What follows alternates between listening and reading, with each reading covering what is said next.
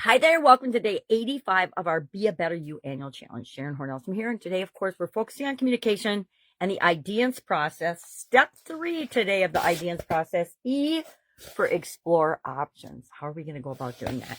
What I like to do is I like to brainstorm at least 10 different possible ways to begin to fill the gap between where we are and where we want to be. Yesterday, we talked about our desired state. The day before that, we talked about what's really going on, what's reality.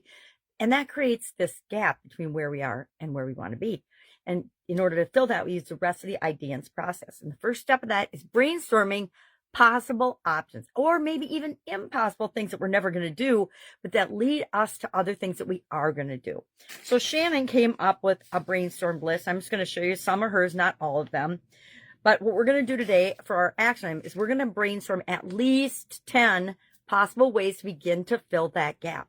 And some of them might be outrageous, and that's okay, because that's what brainstorming is all about. It's just to get the juices flowing, get our brain working and operating and thinking, and sometimes thinking outside the box, because if what we were doing already was already working, there wouldn't be a gap for us to want to fill in any area or aspect of our life, and especially with respect to communication, because that's what we're focusing on this month.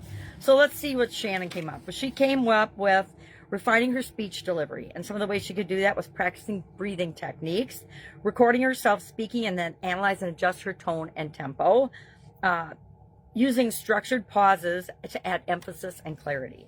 Then she said eliminating filler words, practice mindful speaking, focusing on intentional phrasing, engaging in pause training, allowing silence instead of using fillers, and seeking feedback from peers to identify and reduce verbal crutches, things that she says over and over again that just aren't really necessary, and they're not adding power to her presentations.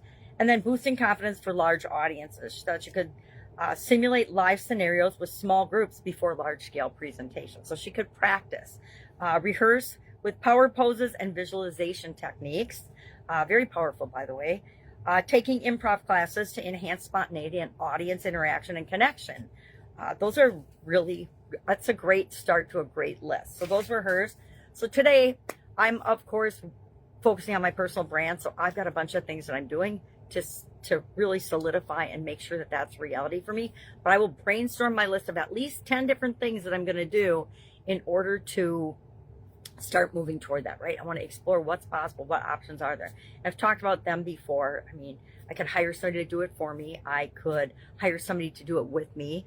I could hire somebody to do the heavy lifting, do the research and things for me. But part of my pushback with the personal brand is it's me. It's about me. So who knows me better than me? Nobody. And so it's really up to me to take responsibility to making it happen, doing the steps I need to do to make it happen and create the brand I want across all platforms.